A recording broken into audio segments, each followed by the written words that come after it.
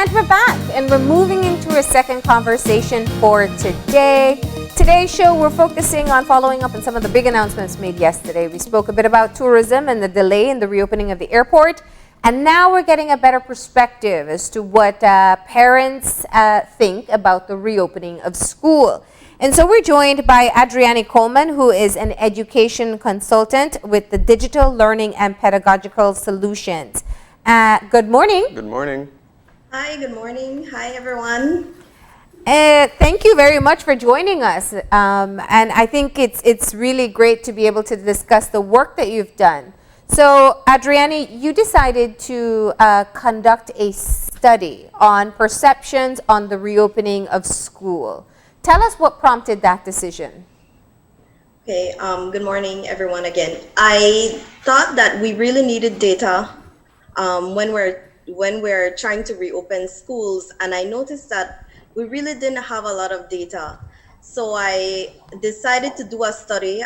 Because I'm doing consultancy, I have to work with a lot of different schools and a lot of different principals, and I noticed that we really lack data in order to make these decisions. So I created this survey and I put it out on Facebook, and I asked parents to fill it out at least once so that I can get a general perspective as to how they see the reopening of schools. Yeah. And so tell us a bit for what type of information were you looking for? Not just, do you want to send your kids back or not?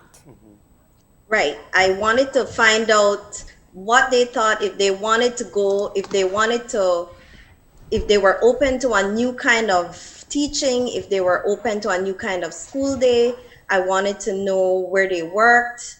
I wanted to know if they had underlying conditions. And so that's basically what I was asking. Mm-hmm. And how did you choose the parameters of the study? Was it just from monitoring the situation and watching the news, or was it also from past experience with putting together this type of thing? Okay, it was a bit of both, because I was a teacher up until recently, and then I was watching the news, and I could feel that from what I was gathering, that a lot of parents want to be heard.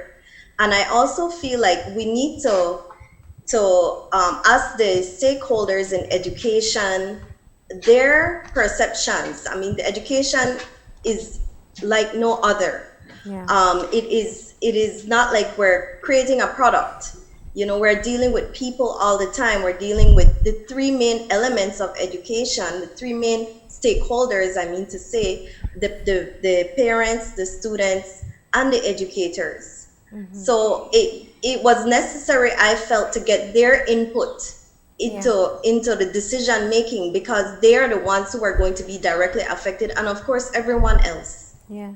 So you had the online survey out for about a week in July. This was before today's context, and right. You got almost 3,000 responses. Yes, I got almost 3,000 responses. And just looking at it, the demographic data, I did a highlights for each section. Mm-hmm. In the demographic data, I noticed that most of the people who participated in the survey were women. And I feel like that is because the women tend to be more involved in the education of the children. Yeah. It really made me wonder, why weren't the men responding? But that would be a whole other study. I also noticed that of the total participants, almost 20% of them work in the tourism sector. And I thought that was significant when you're making a decision. Yeah. Because then, of course, that has its own implications. Yeah. Another thing in the data that I really wanted to highlight was that even though 73% of the children do not have an underlying condition, 55% of the participants report having an adult in the home with an underlying condition. And I think that is significant. Wow. Because while the children are going to be okay, when they come home, what does that mean for the adults in the home? So I thought that was very, very important. And I think that is a major factor Yeah. for a lot of people. That would influence, that would be very influential in your decision-making process, I'd imagine. And I also, I mean, it's great to see that you got responses from all districts as well. Right. So let's talk about what the results said. First of all, I think it was over half of the respondents who weren't sure whether they were going to send the children back to school. Right. A lot of them did not, a lot of the parents were interested in a blended approach. And then a lot of them were interested, almost equal amount, I would say. 68 wanted a blended approach, and then almost 60% wanted an online only option. So that was very, very significant, because it shows, I mean, that is, they're justified in how they feel, about sending their children to school. So that's how they looked at it. But I even asked them, in terms of the blended approach, would you prefer a half day? Would you prefer alternative days, and so on?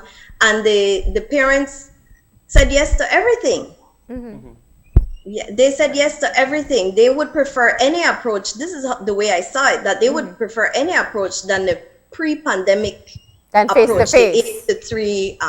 So I think that is good for a principal to know, because then they can feel like they can be flexible in the way they are planning their school year. They don't have to stick to that normal or pre-pandemic approach. They can pretty much put anything to the parents, and they would mostly be accepting.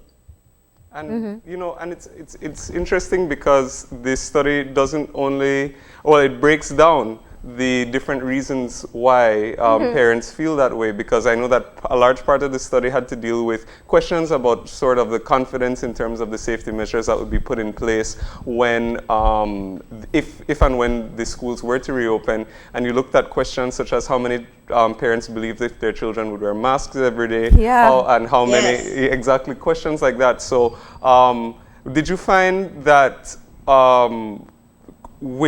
or how concerned then did you think that parents were about safety, and how much confidence do you think that they had that the schools and their children would be in the best position possible? Okay, well, according to the survey, it said 61.3% of the parents feel at the school that their children will attend are not prepared to address the health aspect of preventing the spread of COVID. And that is significant. Whether they are justified in that or not, that's another thing. But that's how they felt. That's a perception, yeah. That was their perception. It may be wrong. Maybe the schools all these schools, in fact, I won't say maybe.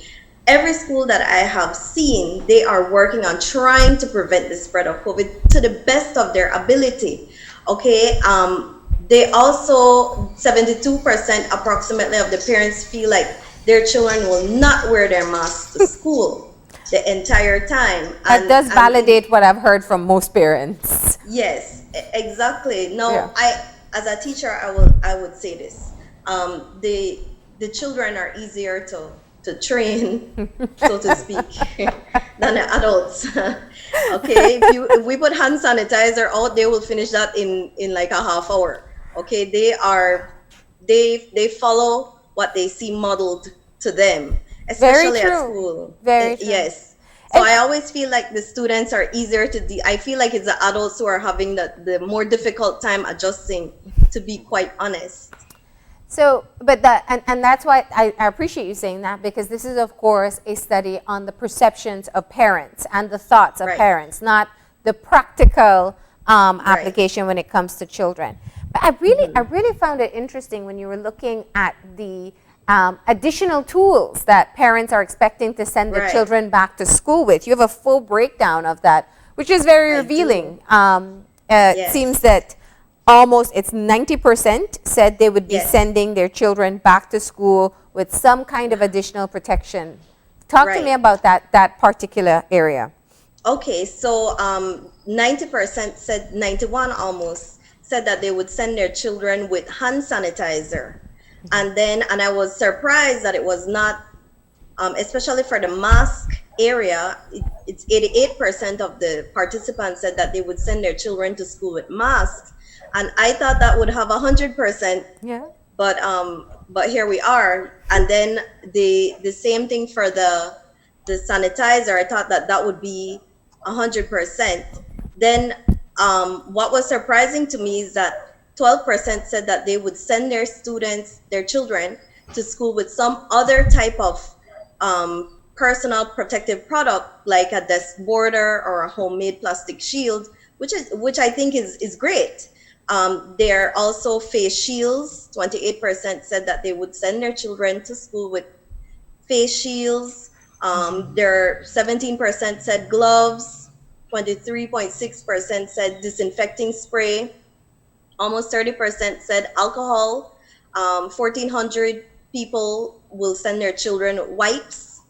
Okay, Yeah. approximately. So I thought that was interesting.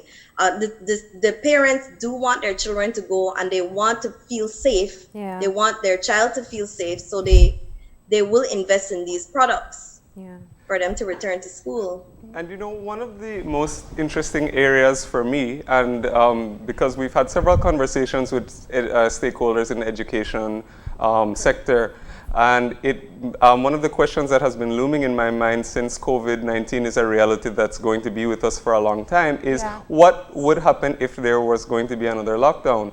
And of course, in light of recent events, it seems that that may be more possible than we probably might, or may come sooner than we might previously have thought. And one of the areas that, of course, you did focus on largely is the alternative learning options and the preparedness that parents feel in relation to that. So, for example, one of the areas you looked at was how much parents have internet access and how many are prepared or in favor of online schooling. So can you break down a little bit of that data in terms of the alternatives that parents were willing to accept? Okay, so I was looking at the online learning, and 76.8% of the parents say they have internet access, and that's good. But then there's also the divide. It brings to focus the digital divide that we have people in this country who don't have internet access. It's almost a quarter of the participants who don't have steady internet access at home. Okay, and so that brings to question, how will we address these things as a school? Okay, I also asked them what type of electronic devices they have access to, and most people have access to a cell phone. Working on a cell phone has its own implications if you're doing online learning, or even on a tablet, which was the second highest device that they had, because these devices, they connect to mobile web addresses, and so they don't have access to everything. So then we have to figure out, okay, if someone only has a cell phone or a tablet, how will we address the teaching aspect there?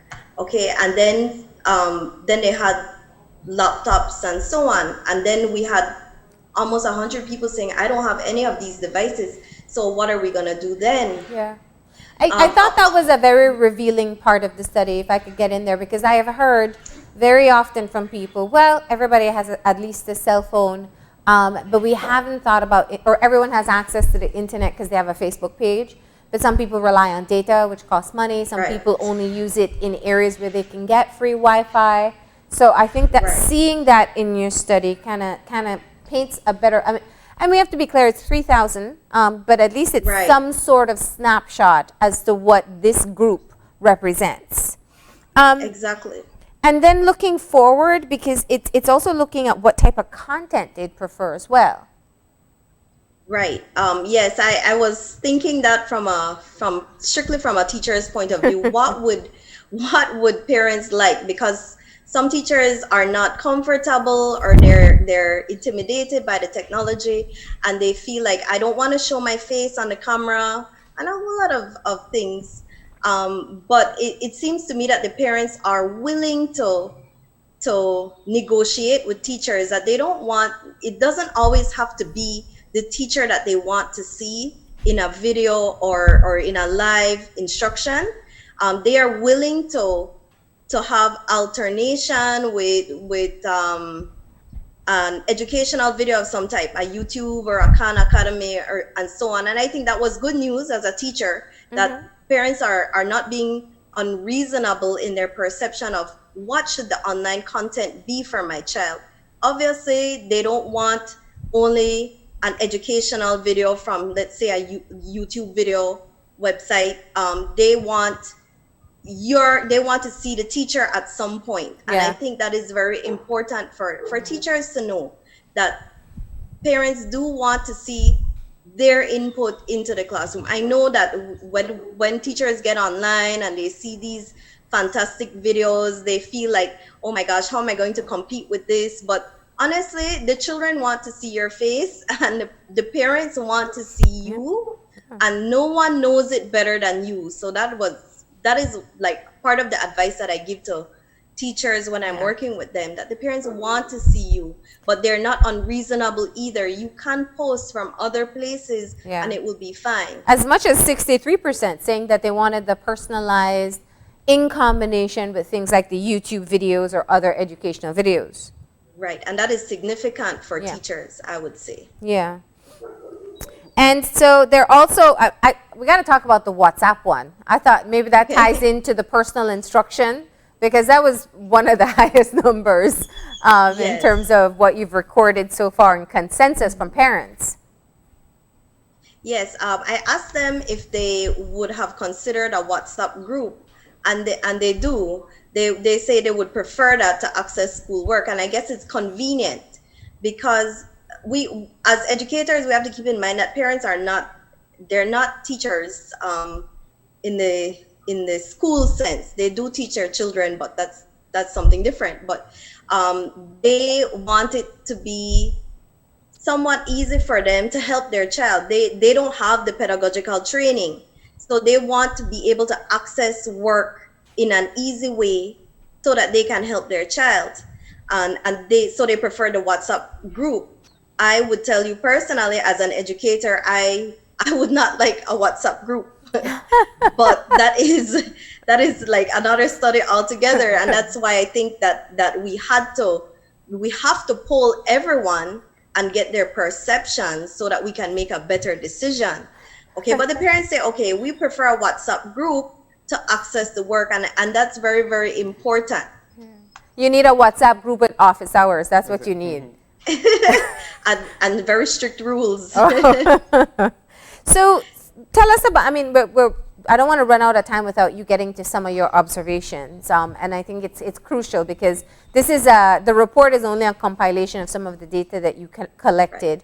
Right. But the purpose was really just to understand where parents are or were in July on their thoughts on reopening school and what education should and can look like in the immediate future. Yes, definitely. I think that part of my recommendations was that we should plan. Okay, it's very important, but I also think the planning cannot be one size fits all. It has to be, each school has to look at their school's data.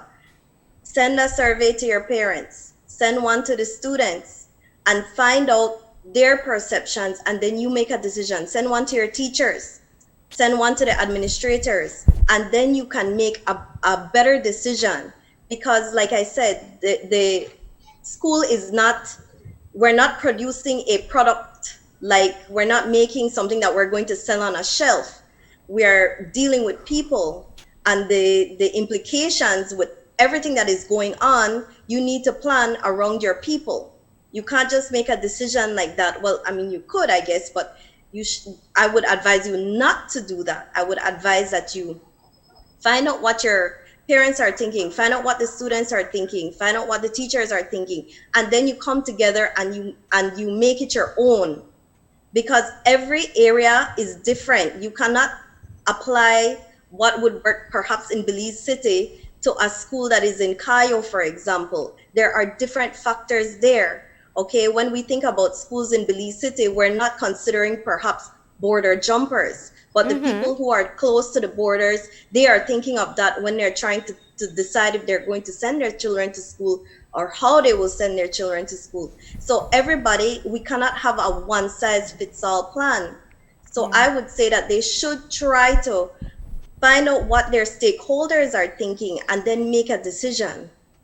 And you know, it's interesting that also parts of the study that did focus on parental perception didn't only have to deal with the preparedness of schools and safety measures, but also parents' concerns just about general situation going on in Belize, including the reopening of the airport, which would have been, well, which has now been delayed, but also just sort of the general situation that's going on in the country and how and how informed parents are and what is informing their decision-making process in terms of sending their children back to school or how they want to adapt to their new things. So that was also a very interesting part. So, you know, how did you feel, or what areas did you feel were the most, or what did you just, or did you learn that from the parents themselves in terms of what were their major concerns?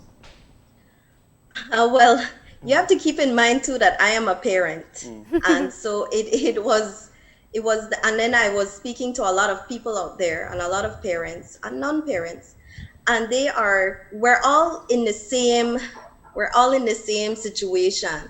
While yes, we do want schools to reopen, we do want our children to return to the classroom, we also want them to be safe, and we want to be safe as well. We want to know that when our child comes home, that we're not going to be infected, and so on and so forth. So that it was highlighted in the study, the way they perceive things, but then of course we have to be aware of what is going on around Belize, because when I wrote this, like Marlene had mentioned, in July, this situation was different than it is now.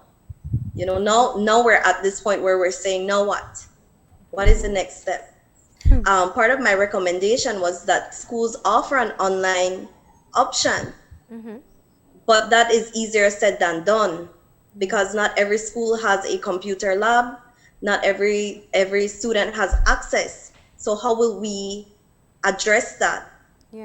To be quite honest, the Ministry of Education has a gargantuan task on their shoulders. This is not something that we will figure out so quickly. And then, of course, it will have a ripple effect, because if we're not reaching certain students, what will become of them? And then we will be seeing that down the road as well. So it has a lot of factors, but I think we do have to plan and we have to prepare, and we can't be closed to new ideas. We have to be open to them, because we're not shaking up education for the sake of shaking it up. We're in the middle of a pandemic. And that is why we're shifting the way everything has been working. And I have to say this, if COVID has not taught me anything, it has taught me that I need data to make decisions. So I think that schools need these type of data to make their decisions. Find out how many of your students have laptops, internet access, and then you plan from there. That would be my best advice to any school. Or television or radio access or help to do homework. I really appreciate what you're saying, and you know, I think the study gives us one view. It's almost 3,000 participants from an online survey, and while you did have respondents from all the different districts, I'm sure if schools are able to look at just their own community, just their own people that they serve, they'll get a better picture as to where the needs are, where the gaps are, and where some of the opportunities are to continue with education. Exactly. And I think that's what they should be doing. I don't think we need to do a one-size-fits-all, like I said. We need to poll our stakeholders and find out. In this survey, some of the participants in this survey, I had to rule them out because they were below the age of, well, I put the cutoff age for a parent at 16, 16 plus. And I did have 91 participants that were not 16 yet. And I think that was telling me that they want to be heard as well. The students. You know, students and younger people, they want to be heard too. And I think we should take a survey of their opinions as well. That's true. And then you make a decision. Of course, you know, they will never want homework and so on and so forth. But we have to look at it from their point of view. How will they get the homework done if mommy and daddy isn't helping them, or they have no help at home, or they don't have internet access? What other alternative is out there for them? Yeah. And there are ways to gauge children in terms of their perceptions. They definitely will probably always answer no to homework, I'd imagine, or at least the majority. But there are ways that you can figure out, you know, what they're thinking as well. So you are a consultant, and you offer services like this. What are you hoping, what type of data are you going to be looking for next? Because this has really helped to fill the gap as to what some parents think about reopening schools. Well, I would like to poll the teachers, and I would like to poll the students. But I would also like to see how we can address the digital divide. Oh, yeah. What, in a concrete way, what are our options? And there are people in this country who have great ideas as how we can do that. So we just need some data to back them up, so to speak. Yeah. There are other ways, like you said, there's radio, there's TV, there are other things that we can do. Yeah. There are ways to leave a website open that you don't need internet access to access it. Yeah. You know, so there are other options out there. We don't always have to come to a laptop or a cell phone. So we need to see who needs that. We need to identify the demographic for that, and see how we can deliver instruction to them in an effective way, and how we can assess them in an effective way. And if COVID is here to stay, then we really have to put a lot of thought to this. Right. We cannot just be making decisions on the spur of the moment anymore. We really do need the data. Yeah. And since we're seeing this as more long term, we do want to know that what we put forward is, it can't be perfect, but effective enough. Adriani, we do thank you for being able to share with us this morning the work that you've put together. I'm sure people are watching and saying, well, how do I read it? Where can they access it? Okay, I have the report on my business Facebook page on Digital Learning and Pedagogical Solutions. I have a Facebook page, and I put the report there. So that is where they can access it primarily. If someone would like for me to email it to them, I can email it. I guess if they would, they would contact me via Facebook. Okay. Well, thank you so much for sharing some of the results with us this morning. Thank you too. Thank you very much for having me. All right. With that, we are going to go ahead and take a break. When we come back, we're going to get a first-hand conversation, or we're going to get a first-hand experience, that is, with someone who's recently repatriated. Of course, she's been on the show many times, Michelle Williams, and she's also going to be talking about some of the yoga that she's offering virtually. That's coming up after the break.